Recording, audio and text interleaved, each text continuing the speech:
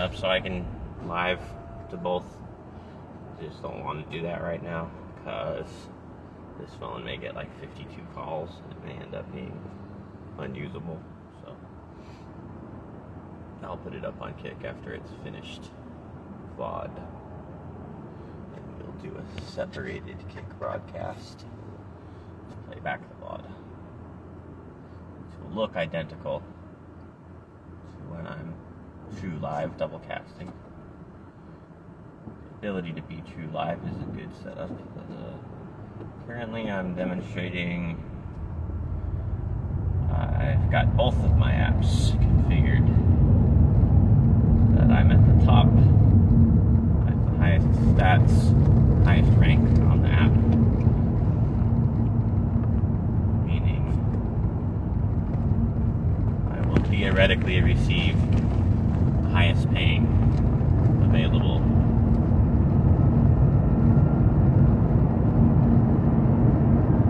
customer.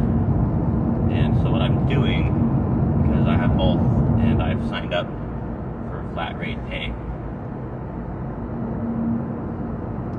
there's a difference between the two, and so the difference is scheduling and the area that you're currently active in. It requires selecting. You have to select scheduling and the area in order to use one of them, and the other one, the area is just one huge forever area. There's no specific selecting of it.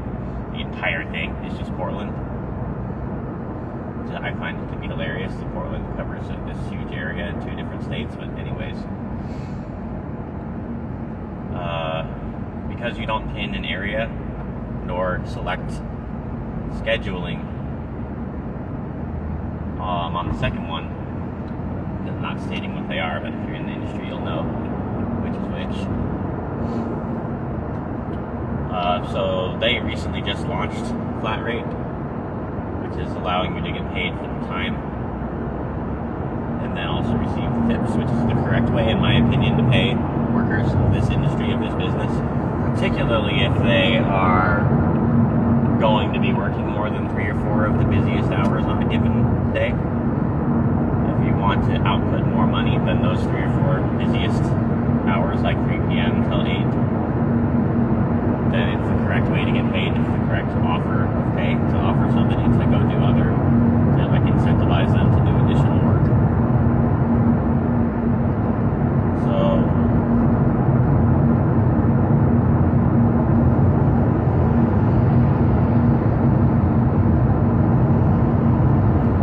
the way I think about it, I can't remember which stream it was that I was thinking this through first, but I came up with the idea, like, for orders that are going to take you longer, cost you more travel, take longer, orders that are less accepted, people don't want to do them as much.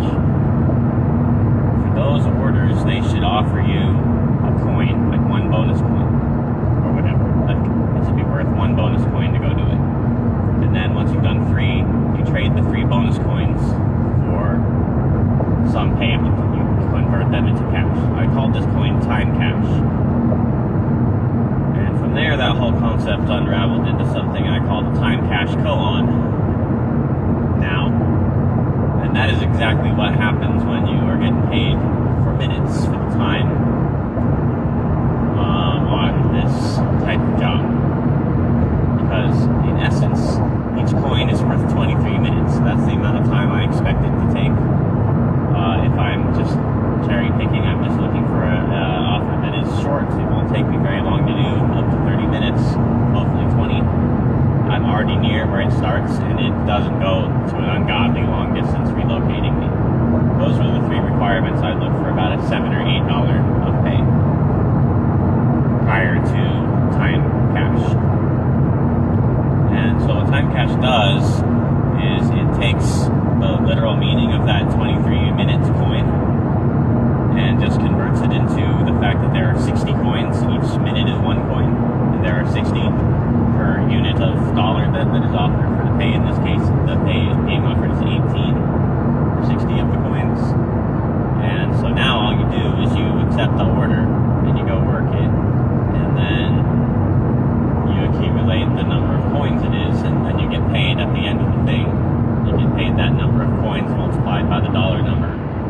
hour rate being offered, and that's time cash. So the original system that rolled this out basically requires you to stay logged on and go and do order after order. Now, it's a soft requirement. They don't literally require it because you're allowed to press pause. The pause timer runs for 30-something minutes, but you can also unpause it and just pause again. You can refresh the pause a couple times. I'm not sure if you can do that indefinitely, because why would you need to? I haven't really tried to push it past a couple of repeats, but so they don't actually require you to just be constantly accepting. But the thing is, this is the requirement that both apps are using. They want you to take either the first one they send you or the very next one. They want you to go ahead and start. And you're occupying a time on the schedule, so take the one they send you. Maybe you're going to decline that one because you don't want to go 24 miles from the direction where you currently are. So you decline that one, and then they want you to take the next one. Because if you don't want the next one either, then they basically boot you off and say, okay, you're off the schedule here. Do you want to just accept ones that don't pay you the time and just offer you a fixed amount to do it? So you go off getting paid time cash on that second decline. So, but on the competitor here, you're not required to sign on and start just because you're signed up to accept the time cash orders. So I tested logging in an hour late. I tested logging in 1 hour from the ending time of it. Then yesterday I tested doing one near the beginning and then logging in 1 hour from the end of it later. And it worked. I was never kicked off of the sign up. The only time you're kicked off the sign up is if you exceed the limit of how many you decline to take. So what I'm doing now to put them together is I've signed up for all 3 of the blocks today. It happens to be a beautiful rainy day. And I've signed up for all 3 of the time blocks. These are the times I already prefer working: 11 to 2, and then 2 to 4:55, and then 5 to 8. These are the times I like to fit all my work within as a full-timer. Anyway, it's like it just gets worse before 11. Not necessarily worse, but like it's more inconsistently okay. You might know a good spot to go that has like good Starbucks or bagel shop orders and stuff, but like that's the point. Is the prime time starts at 11 a.m. ish here. Like the first prime time, if there's going to be any. Sometimes it's slower because it's weekdays and whatever the hell else. I've had Sunday be just as bad as a Wednesday in that time block, just because it varies. The situation is hard to forecast, and you're just gambling a guess even if you think you have it forecasted. So what I'm going to do here is in this area, I tend to get really, really bad destinations, locations I definitely am going to probably be declining. So what I'm doing here is I'm pausing on the original first one that rolled out, getting paid for the time. I'm going to pause it right after this drop off I'm doing for them, and then we're going to take one on the other system where I don't have to stay logged in. Then I can just sign on and do one and then sign back off, or maybe take another one if I'm still in an area, and I basically roll the dice on the next one and see if it looks good or if it looks dumb. And then, theoretically, since I'm at the top of either of them, I'm getting paid the highest value order that they have, but that's also based on luck. I obviously have to win the roll for it, if it's going to be a good one, like a good paying tipper. I'm guessing there's some kind of a I win the roll thing if there's multiple people in the area, and I get some kind of a higher weight to win it because of my top rank. And that's the theory here, but basically running both is just enabling me to have a couple more dice rolls as where I'm going to go next. Once I get to a spot that tends to have destinations that are like rolls that are dumber. I'm going to get called to somewhere like 10 miles north of here that I don't like going to because there's no more pickups when you get there. So any order to go there is more like 20 miles, even if it just says 13 or 10 or whatever. You have to come the whole 8 miles back down the hill. So it's like a bad island. There's a good island between the towns here called Hayden Island. And that's a good island because there's pickups there and you could get orders going in either direction. You might not even get called from there. You'll just get a nearby call once you get there. So that's a good island. It's not a bad island because it's located in the middle of many good areas. And it doesn't cost going back because you got called there. So the lack of costing going back is the reason why you would prefer one area over the other in general. And then that's just an efficiency preference because of the amount of literal time it's costing me to come all the way back from that area, and they're not telling me if there is a customer tipping me $20 to do that. You're guessing on that. That's the gamble. That's the part that you can't really forecast in. And so that's the part that leaves it in like a gameplay like feeling, like you accept the quest, but you don't know exactly how good the payout might be for it. But the bottom line is I don't really care. I'm gonna make around $25 an hour, and I'm trying to output about 7 good hours. I'm trying to hit at least $150, and on a good day I make more than that without a problem. But some days are less good than others, and sometimes your luck is less good, and sometimes I can't get all the hours in because of drama and bullshit that's going on in life. Alright, we are locating the drop-off here. It looks like we're coming right up to the building where it is. So that's the end of this commentary for this particular Bob is Real episode. This isn't perfectly propped, but it's pretty much good enough. I'm turning off the sound. Actually, I'm going to leave it on. I'm just going to stop talking so we can hear the rain sound. Bro, come on. Don't do this right now. This freaking guy pulls off in front of me. And he starts backing up in my way. No, bro, wait your turn. It's not your turn yet. Alright, ski. Dropping it off.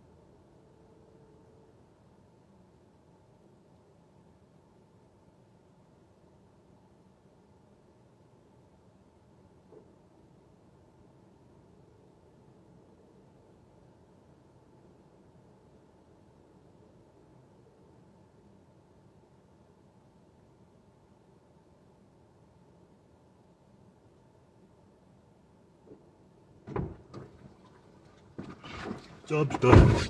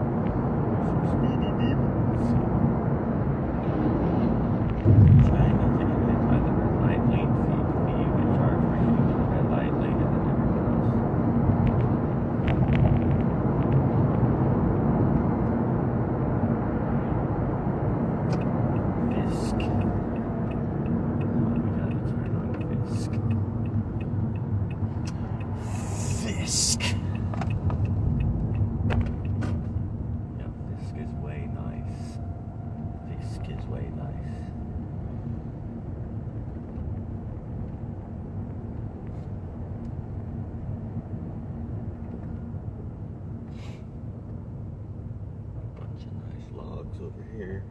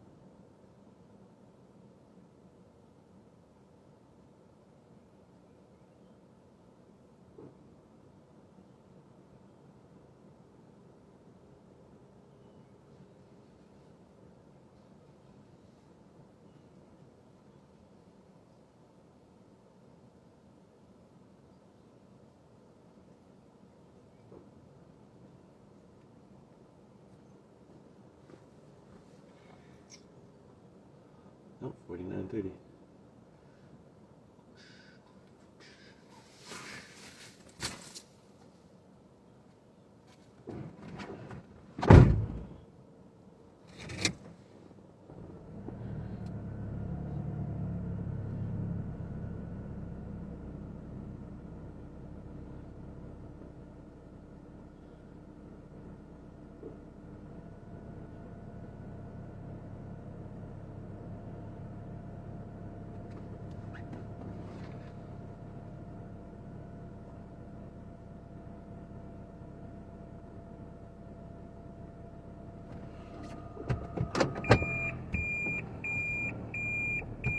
Well, they didn't answer the door. I sent them a message saying I rang your doorbell.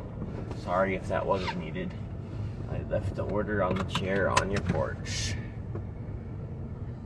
That's what I did, and that's what I said.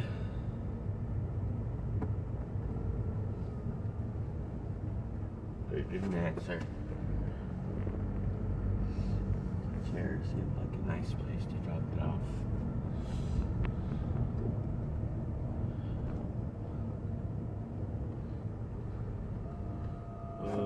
never once received a negative rating, or appeared to receive, since we can't exactly know. But I never once received a negative rating according to my impression when I dropped it off somewhere and the person didn't answer their door.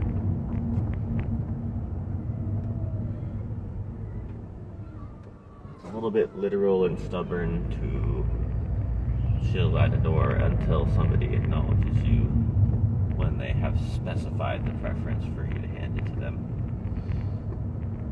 I have encountered somebody who seemed annoyed I didn't just set it down and leave.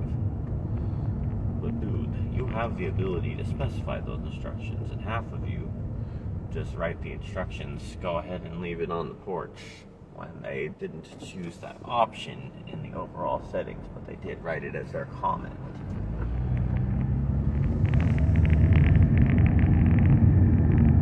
That's another comment, though, for this moment.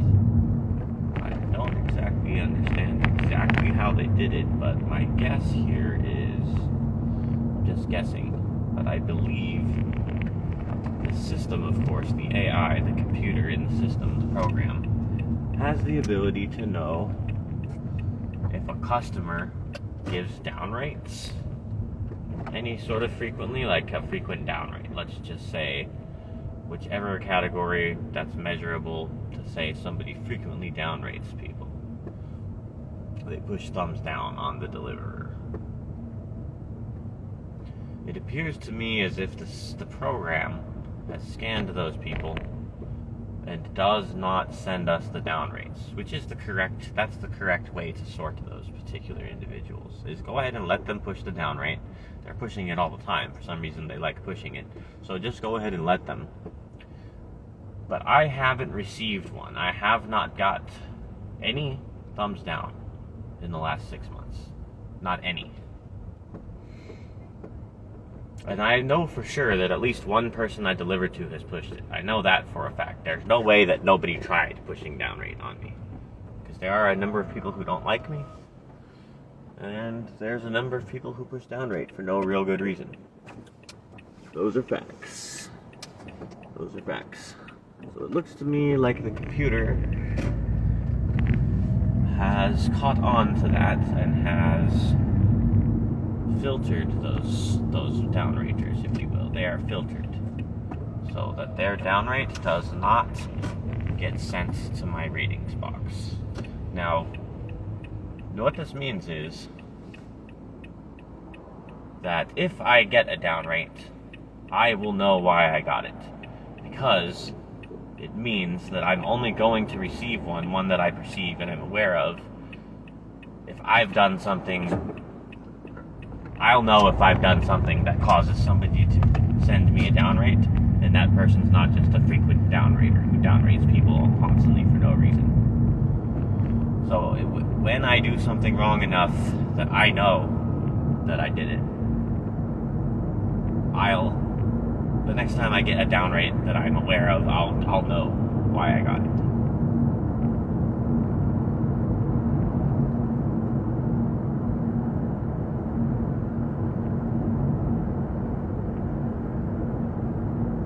Now, this is the best way to do that, in my opinion. It's probably the best way to do it.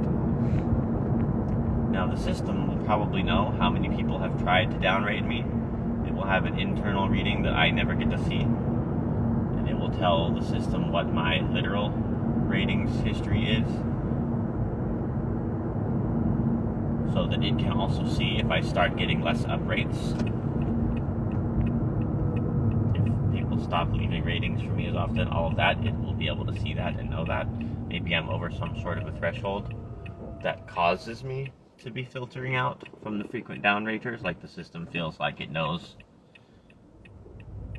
my behavior well enough, my mathematical consistency well enough, that I'm in some sort of filtering tier. And if there comes a point where I get strung out on a gummy bear addiction or something and start behaving erratically, and then my behavior no longer matches my previous history math, there will be a certain point that I'll fall off of that, and I may start seeing even the bullshit downraters again. I'm just guessing here. I'm just trying to think through the thoughts of the programmer programming it.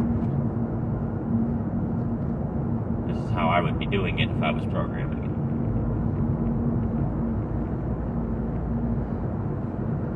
That's what AI is. It's a programmer thinking through the programming. AI is a programmer programming. It's programming. Or a programming program. That's what AI is. So, this is the first tier of automation's appearance in the daily, let's say the daily commerce, is in this industry right here. It's going to end up in more industries sooner or later, but as of this moment, this is the only industry that really has AI. And the thing it's automating isn't what Alan Watts was thinking when he said the word automation, talked about Buckminster Fuller's thoughts on synergy and automation. Because what's being automated here is actually not the part that a machine can do. What's being automated here is more like the financials. The idea of who's getting paid and how is what's getting automated. Because all we do as the worker is we go where the program says we should go, and we do the task it says we should do. And then it sends us money. It's fucking magical. It's like a fucking trip. It's like the slowest trip I've ever been on. It takes such a long time to absorb the trippiness of it. But I've been in this career 8 years, basically, even though I took a year and a half off in 2020 to mess around and be a hermit. But it's really fucking trippy. This thing tells us where to go and what task to do, and we go there and do it. And then it's magnificent. It's awe-striking. The part that's been automated is the part that was previously being overseen by bullshit managers, landlords, and bosses, like work bosses. And because it's a bossless experience, that's really the thing about it that's magical. It's wu-wei in a sense that you can only truly comprehend when you get into it, when you get into the Zen routine of a professional hyperfixation.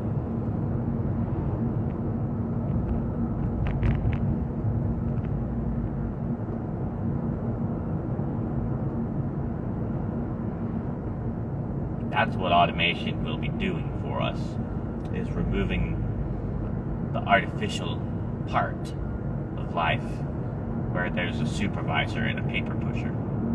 Fuck that guy, get rid of him. He is the least necessary. He's the most automatable part. He's the first job that we get rid of in the automation optimizer. We get rid of the landlord and the supervisor and the boss, and then the very next one to get rid of is the police. That's the very next one you get rid of because of the intelligence of automation. It just is. I'm just spitting the facts here.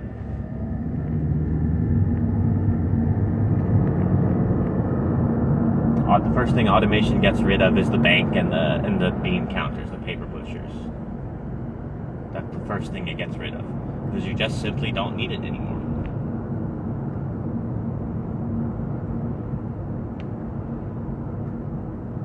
Because it can be done so much better automatically that you just literally instantly make obsolete the paycheck administrator. This is why I thought it was like more intelligent than Alan Watts could even understand when he said it, when he was describing the reason why we needed an automatic money and getting rid of the incorrect mythology of money. He was describing the reason why we need that. But the cool thing about this statement is that when you describe the means of doing so is the message. The means of getting rid of the mythology of money is so elegantly, exactly the automating of people receiving their pay for the work they're doing or their activities. We'll just take the word work and put it in a little temporary shelf, storage shelf, and replace it for now with activities. The action of sending funds corresponding to the activities that people are doing that should be funded. the means of doing that, the program that allows us to do that.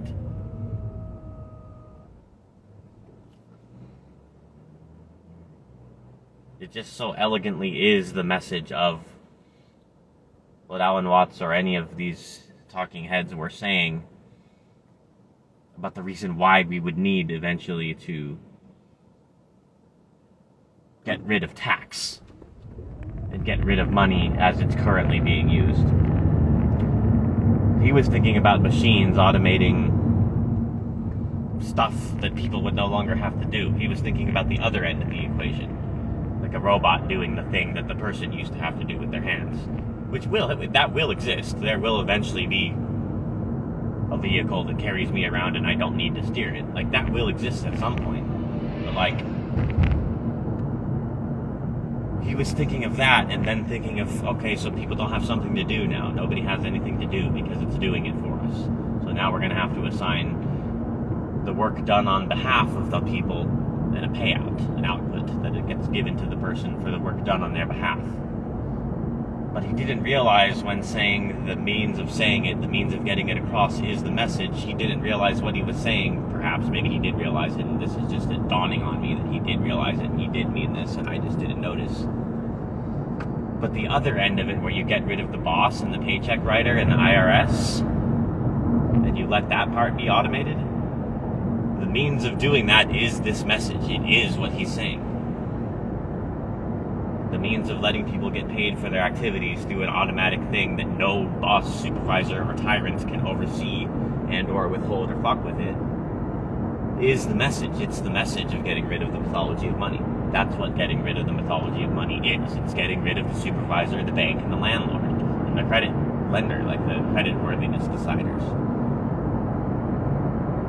Just because we don't need them anymore. There's no necessity to determine anybody's credit worthiness when there's unlimited credit.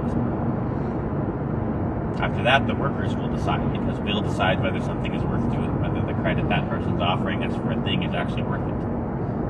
And that'll be the only limit. The new credit limit will be defined by worker behaviors.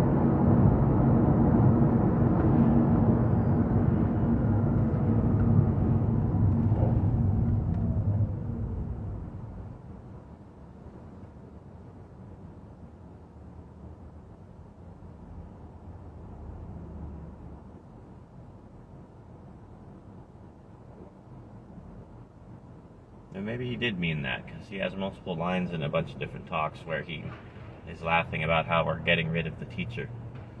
We're getting rid of God, we got rid of the teacher, because we were bugged, we were annoyed by being watched. Maybe that is what he meant all along. I'm just barely realizing it. He was always saying we're getting rid of the bank and the government, since it doesn't really fit nature. Box made of ticky-tacky that is we're getting all the way rid of.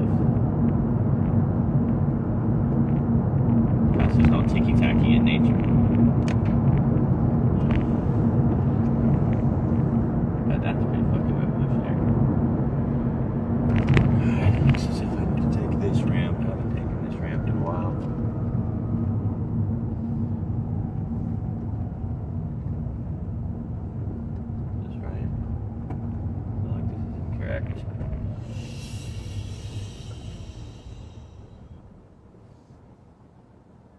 This is definitely wrong.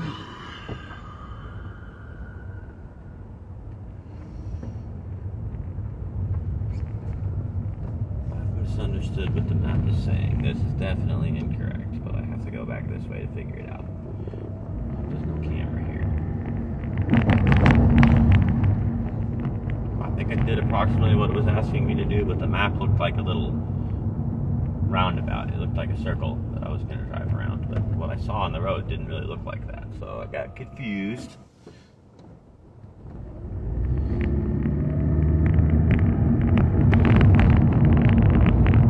But it got us onto this road, and the destination is straight ahead. We're going to pick up another order, and while getting paid time cash, we can get paid being sent from the previous destination to the next pick it up.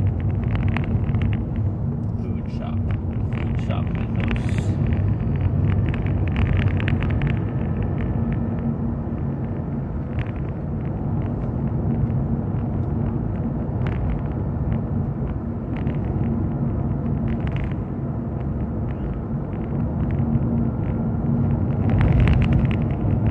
Meanwhile, I logged back in on the other system and switched my area to this area because we crossed the bridge into main Portland now. Then I put it back on pause in order to accept this next one on the competitor system.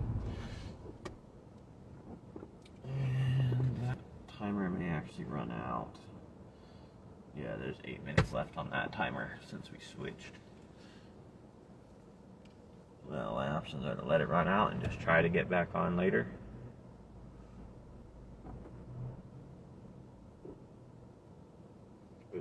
With what time it is being noon, I tend to go until 1 p.m. on the main system. I like to work from 10:30 or 11 till about 1:30 or 2 on that one, and then switch anyway.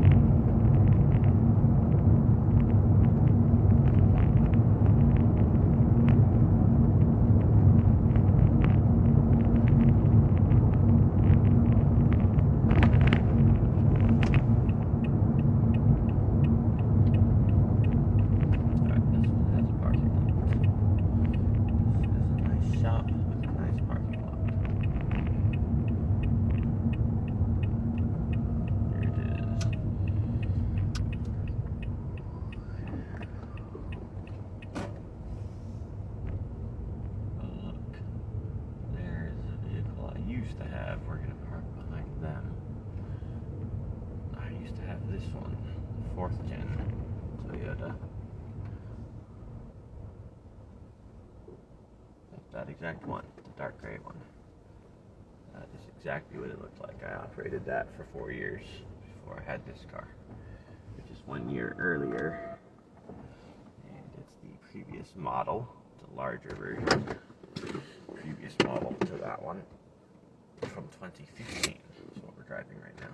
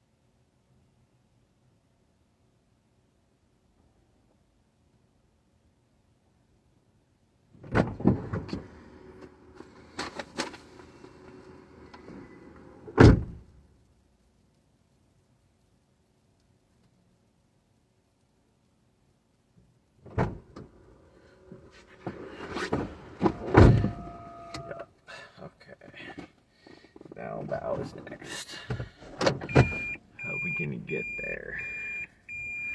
We want this spot. We can have this one.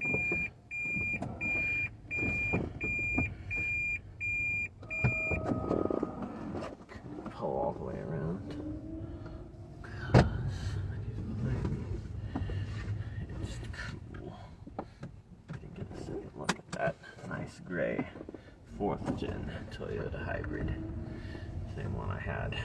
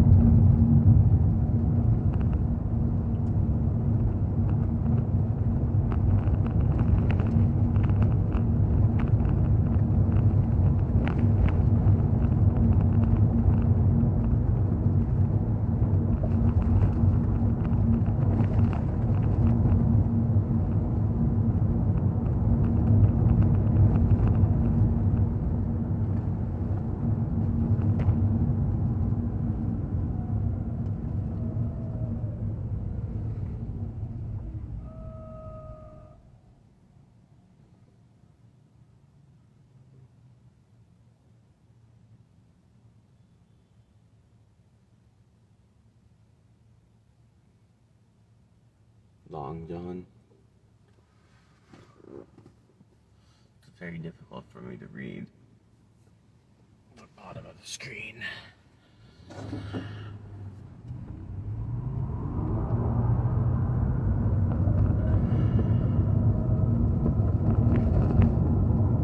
why I would call this a slow stream. We are not meant to have minute by minute interactions on this stream. It's meant to be a longer interaction. It takes longer. Somewhere halfway between pen pal dash social media chat and stream chats that we have real time.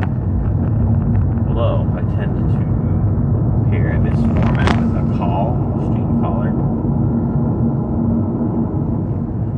or have done so in the past. Not that I tend to regularly, but it's one of the things that I think fits better than a chatting stream. TTS and written chat.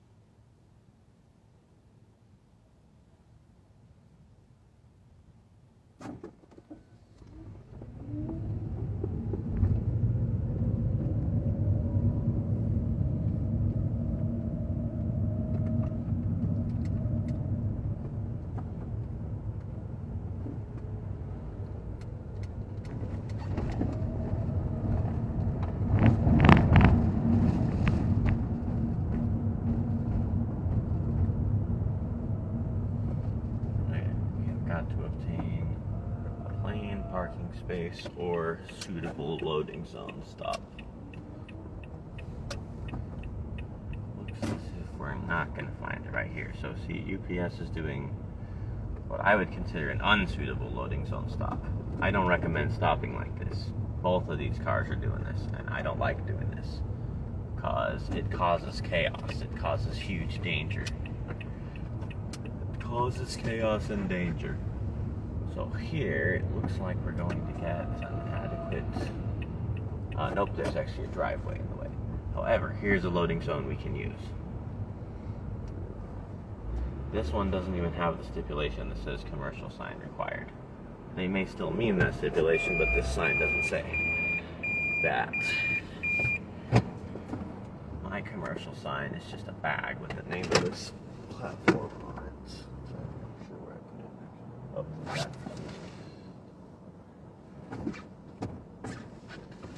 In the back. Oh, because I was carrying it.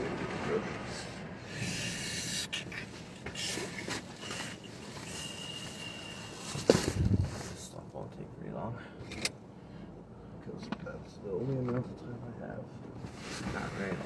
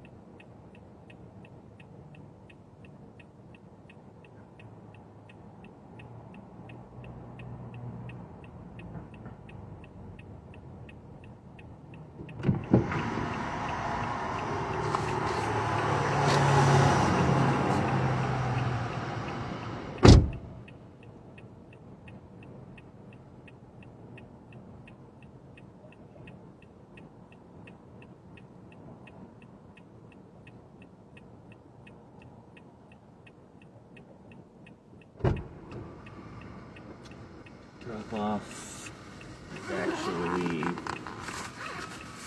the same corner as the first one, so I'm just gonna walk it there and keep using the loading zone risk.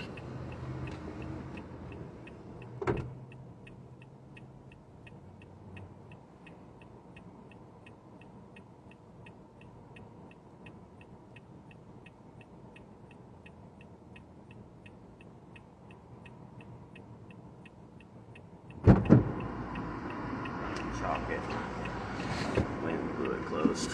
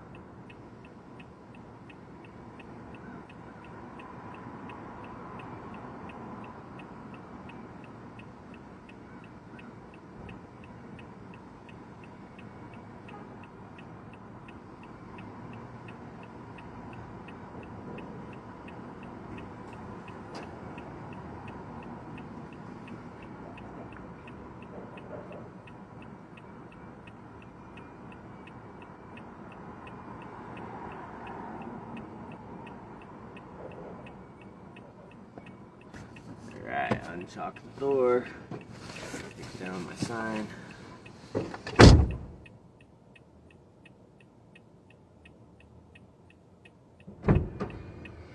That, my friend, is if you park in the loading zone, you leave a door open so they can't say you're actually parked.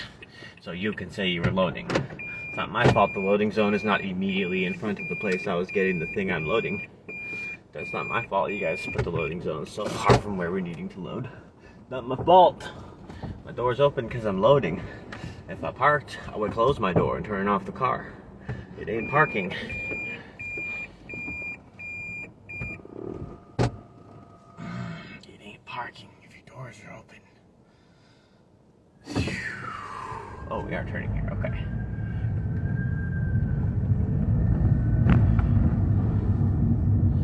Made that mistake. Had all my doors closed, got an $80 parking ticket.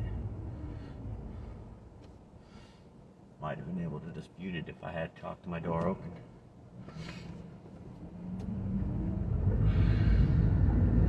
That was just a lipping, rubbing their hands together ticket writer though. They ran up and ticketed me within 3 minutes of stopping because it only took 4 minutes in the shop. Alright, it's popping off on a competitor app here. It's popping off. They're ringing me orders that do not have unreasonable distances. They're all looking good, so we're going to be making close to the maximum. Get some tips, we'll be getting the $18 an hour.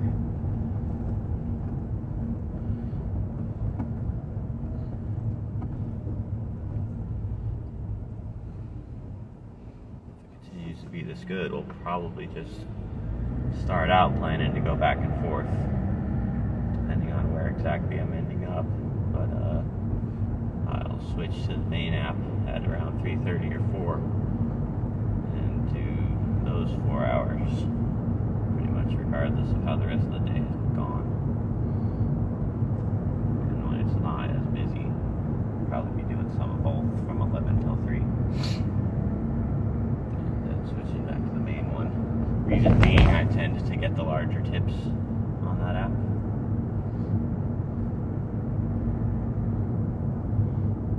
We'll have to see though. On Wednesday, I'll test and see how Wednesday goes on the competitor and give it a chance so I can run the math, see how it looks. But I have one problem on the competitor app, which is I've told them like 6 times now that I have removed my opt-in for alcohol verification orders.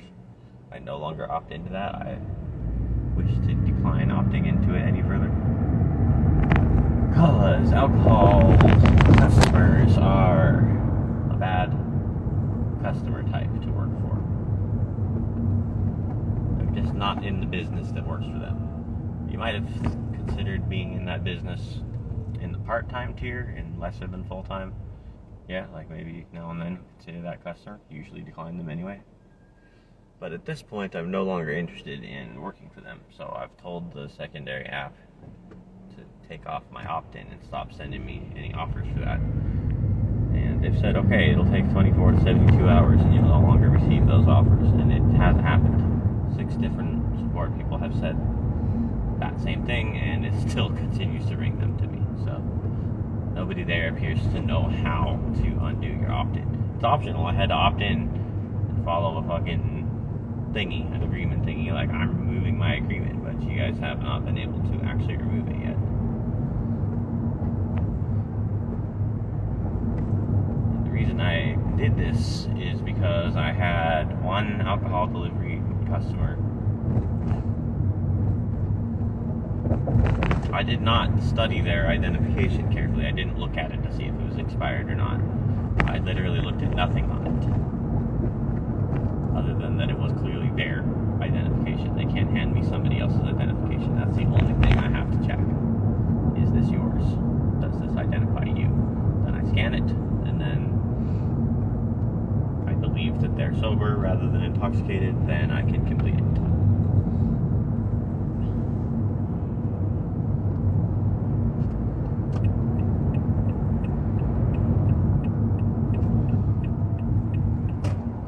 This lady was acting weird. It's not that she seemed intoxicated, she was just acting weird. She creeped me out.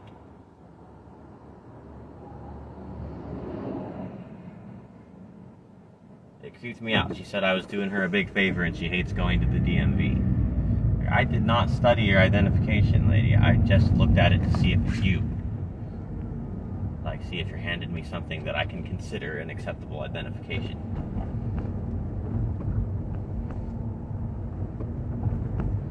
So that creeped me the hell out.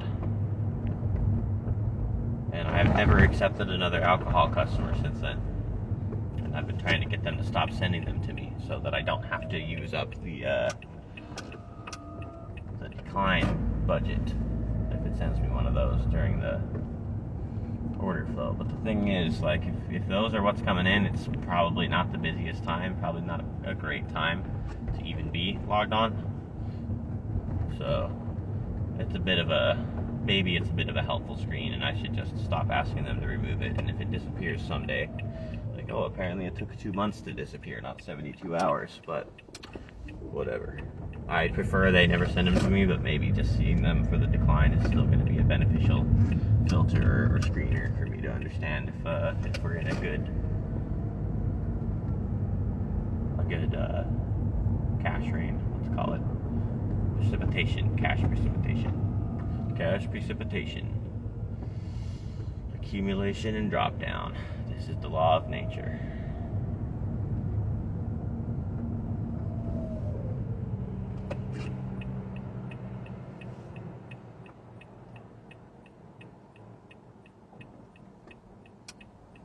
I missed this turn, so I had to loop around and get on it. I did not realize we were taking this ramp. Because I wasn't paying attention.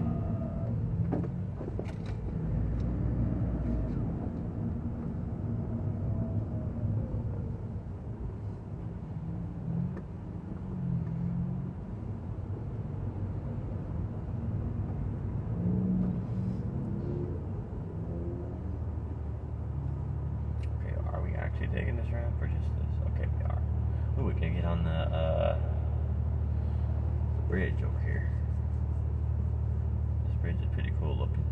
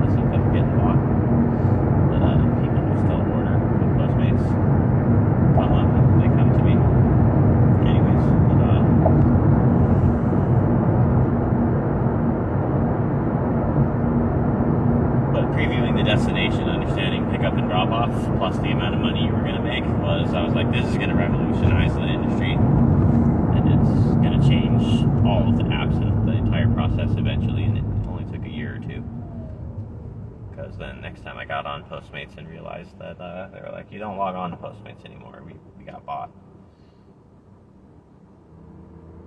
It was at that point that I noticed that had come true, that had come to pass. The destination previewing was now on every app. And the same thing is true of flat rate pay of Time Cash. It is going to go to all systems. Everybody's going to have to offer it, even if they don't offer it at all times. It's going to replace all the other forms of scheduling and of like priority access for the workers, like the top tier workers. It's going to be the incentive. And I figured the competitor app here was sooner or later going to want to bring me back, because I basically stopped working for them for 3 months straight, and then I slowly integrated it back in once I determined which hours I was really mainly working for the other big fish. But they're both the same size to me once I'm being offered the time cash on both of them. Like, I don't care. It's just whoever's ringing is the one I'll go deliver for. Whoever rings first. And I don't dislike the destination enough to decline it.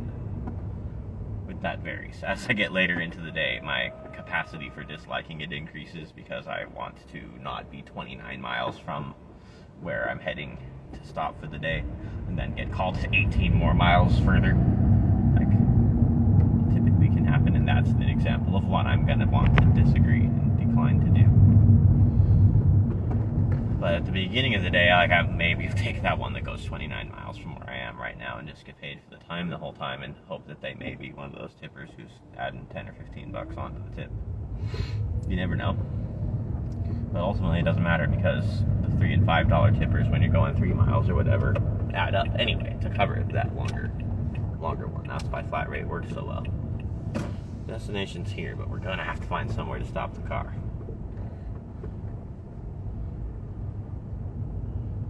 Okay, yep, just spotted the address, but yes, we have to find somewhere to stop.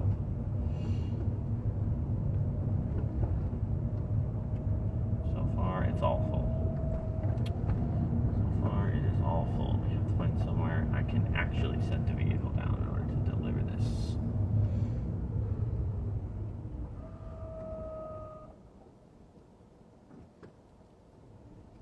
Take a gamble on this leg of the road here.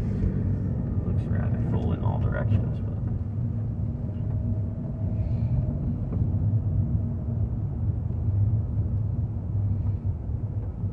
one of the more technical problems for what I'm doing right now is not forgetting where I parked. Having an understanding of which direction to go once I get to the drop off. So I can go to drop it off and then go back to where I parked. They're triggering my pathing OCD when they try to enter the crosswalk after I wait for somebody and then another person wants to enter. But dude, my OCD, you're firing off my OCD by trying to enter my path. Like, just stop trying to enter my path, please. Just please stop. This is why I hate the grocery store, because there's constantly people tailgating me, making noise right behind me, and entering my path, like, from every direction. I fucking hate the grocery store. The mall is more relaxing because for some reason the bigger space makes it easier not to be triggered, but that's a whole different discussion. I'm going to cap that discussion off right here. Forget about it for now. So now we gotta pay for parking and walk 1 block north back to that drop off we just walked past. We pay for parking here because it's gonna take more than 5 minutes to go drop it off and come back.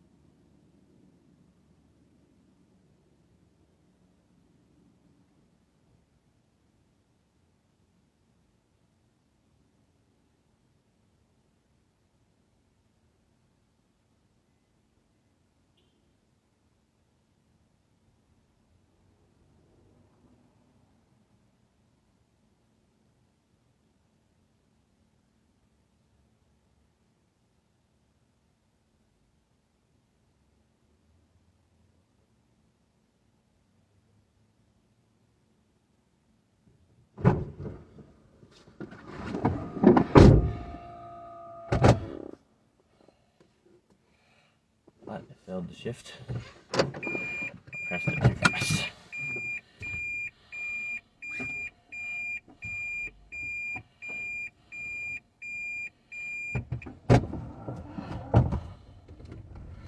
I was just noticing how it takes about 10 minutes to walk from where you parked to the building. And if I'm getting paid 18 per hour, then 10 minutes is $3. 3 times 6 is 18. 10 minutes times 6 is 60. I get paid $3 to walk from the parking to the building. And I paid for 15 minutes of parking, which cost me $1. A little less than that, plus a fee that they charge. A 50-cent fee or something. Totaling $1.10. Meanwhile, I'm getting paid for the time it took to park wherever I had to park and go from there to the destination. That is why it's fair to say I never paid for parking one time. Never. I never paid for parking before getting paid this way. And I started once I was getting paid for the time to do the job. I started buying $1 of parking a few times a day when necessary.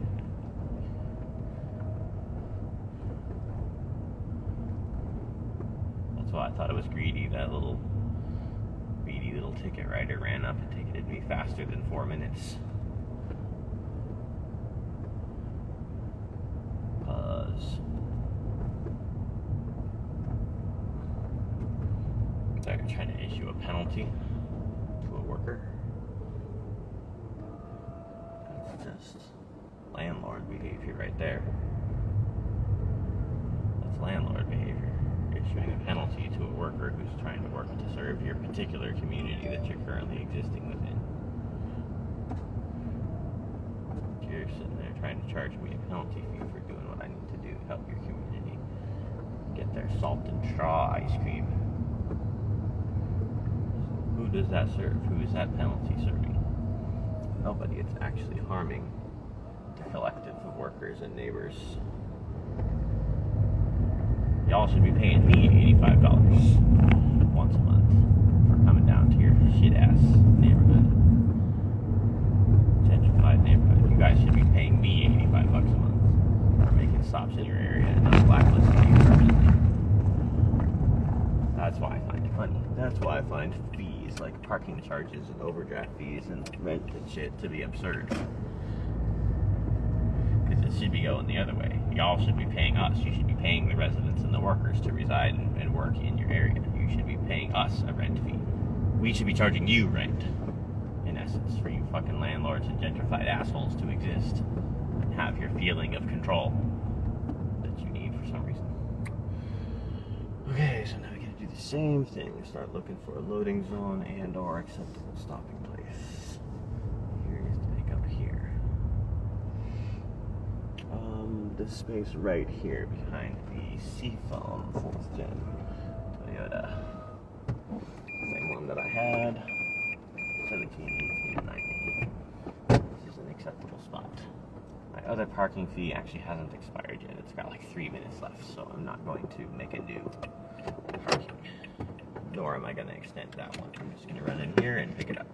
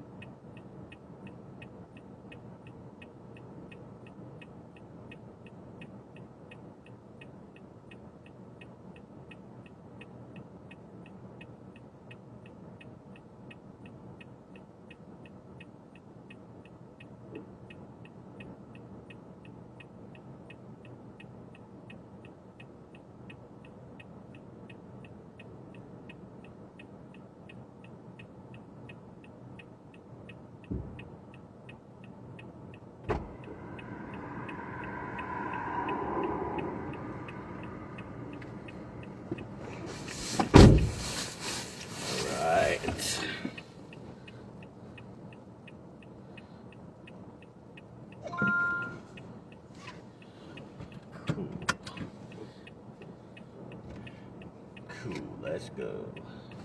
Let's go to the destination.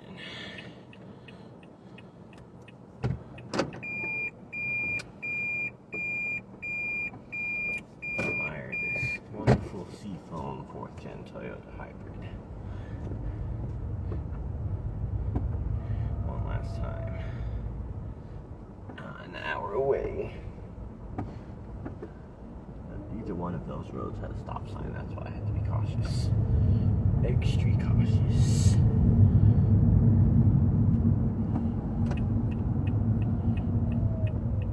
Do not enter.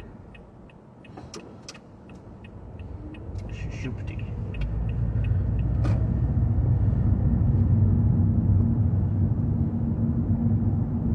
Deep, deep, and dreamless sleep. Shoopty.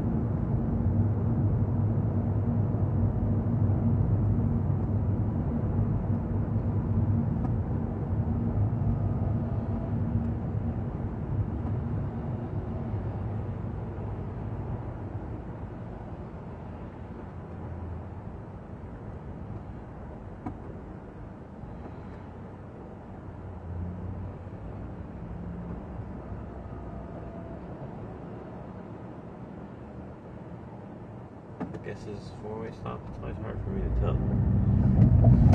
Some of these stops. And I realize it when the oncoming car goes ahead and stops that it's a 4-way stop.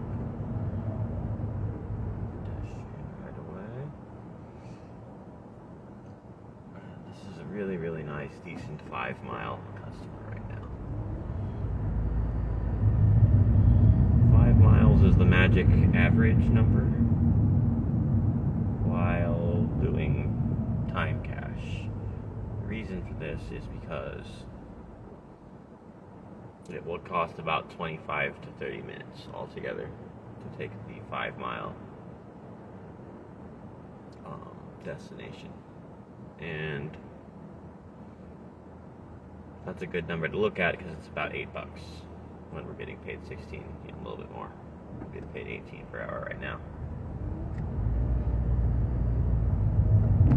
Now, many offers will be further than that. It'll be 9 or 13 or whatever. But the tricky thing about that is that most of those, even the ones that look like 7 or 8 or 9, are some form of about 5 to 7, plus a small relocate cost. Every single job that you do has some sort of portion of it that is equivalent to a relocate. Just because you don't pick something up in the exact same block where you drop it off very often. Occasionally you do. But most of the time you go back toward a pickup from a destination. And that is the relocate math. It is go back to somewhere to pick something up from somewhere you had to go to drop it off. It's like going up and down the same hill. It doesn't really matter which direction I'm going at all. It doesn't really matter at all which direction I'm going. I'm just going back up the same hill I just came down, and vice versa. So the only obvious that's not the case is when you accept a much longer relocate offer, where you're definitely going to be getting paid $20 or whatever for more than 1 hour total. In that case, if you find another one just like it when you get there,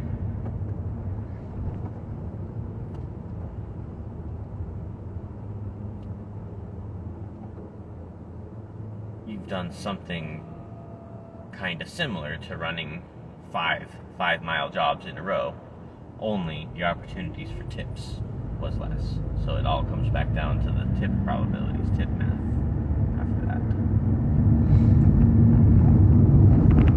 When it's very, very busy, what happens is I'll get some pickups that are going that far.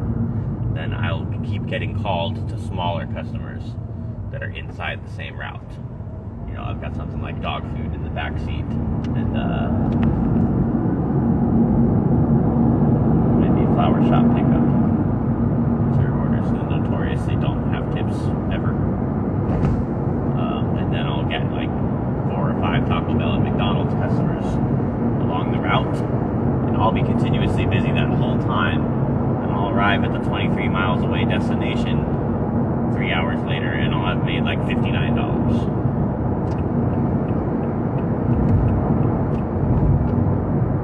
So that's a bit of a low amount for 3 hours, but it's good. It's $20 per hour. But it's low because not many of those customers were tipping me. But then later that week, I'll get a $49 tip to take 16 Jersey Mike sandwiches 3 miles across the town, or whatever. So, the math, the bottom line math with the full-time time cash is that it's an increase in the base pay while you still have the same essential truth about tips going. So it is a pay increase, and anybody who doesn't see that is just not versed enough in the profession to understand that getting paid for the time is an increase to your base pay. It's getting paid more. It is an incentive to put in more work than just the busiest time with high tippers. Let's see in front of this Tesla. Go after yourself, Tesla. For some reason it didn't give me a month's advance notice that we were taking this exit, so I did not get prepared for the ramp. This is one of the trickiest roads there is. This particular exit and ramp and road. So it looks like we're going to need to hang to the right on SW Broadway. And I can't tell which lane to use. But the guidance is saying it should be the rightmost lane. Occasionally that guidance doesn't appear, and that's the time it's hardest to figure out. Like it was there, but now it's gone before I've made the turn, but I did catch it in time.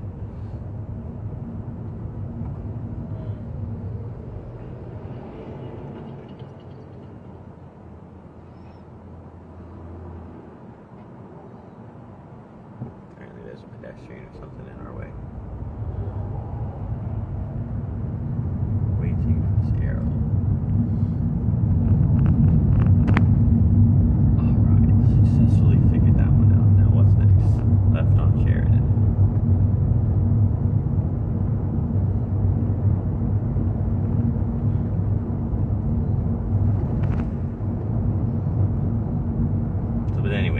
Saying about the 5 miles average. It's not true, obviously, when you take something that is 18 miles from where you are right now. That's the only time it's not true. You may sometimes have a shorter customer who's 2 or 3 miles from where you picked it up. And when it's very busy, you also get multiples of those. You pick up several at the time and then drop them all off. And so $3 to $5 tips is pretty much what I'm getting constantly during the busiest hours. And busier tends to be more 5 mile and less offers that I'm doing relatively continuously. That's how I came to be detecting the busiest time, is that particular aspect of it. And it's using that I came to choose the 10:30 to 2 p.m. time slot 1, and then 4-ish, 3:45 or 4:15 till 8, till 7:50 or 8 as my block times of choice to go ahead and sign on for getting paid by time. If it's less busy, it becomes obvious because I'm getting auto part store orders and stuff, and I'm getting offers to like take some kind of like chain shop, you know, like Popeyes or Taco Bell or something, kind of a far distance. The only time you get one of those orders to go far is when it's rescheduling a customer to you to bring you from where you are to their area to relocate you. And that only happens when it's middle and lower busy. It only reschedules you from where you are to where they are if it's middle-ish and lower busy, because the rest of the time they don't need to pull someone from somewhere else to go take that customer's destination, because they usually have enough people in the shops in that area. So the rescheduling only happens if you're outside the area that's currently busy.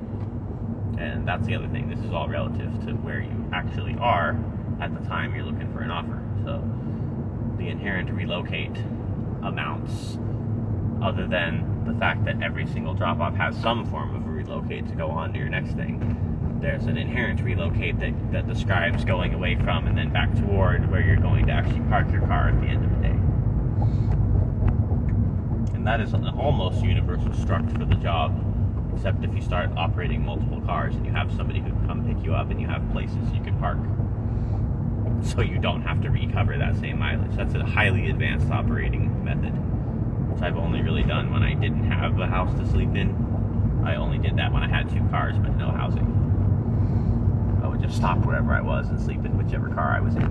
So it resembles getting rid of the relocate map, but I think I'm happier when I live like that, honestly, because I always have to be governed by some sort of an asshole otherwise, some sort of a abusive partner or a crappy landlord.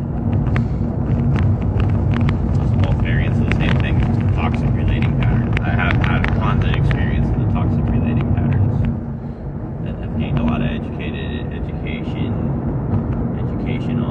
information that you get from observing somebody acting toxic over and over, and not giving a fuck about the impact of their toxicity.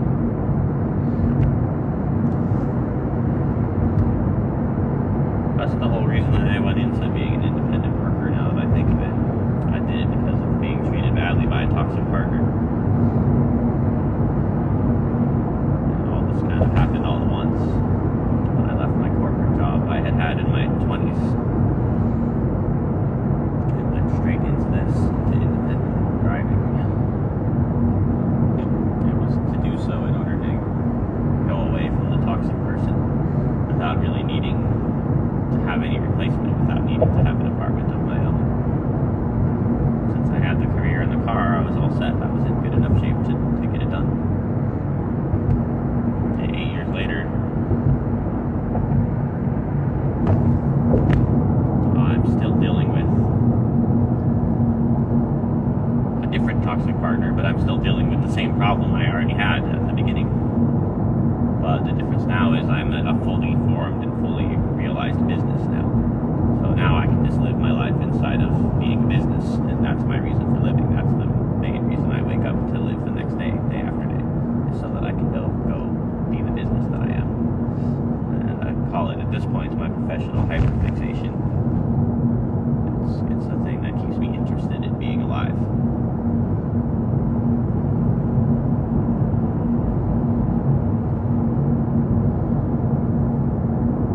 So I'm probably going to be doing more frequent streams, and for the rest of this year, probably just stream some of my work day every few days. I'm not going to do one every single day, because that will annoy me. That will become annoying. I will only do when it looks cool out, like when it's raining or something. And I'll do a series of these to finish out the year. Finish up the No Stream 2. Next disc is going to be made up mainly of just driving streams.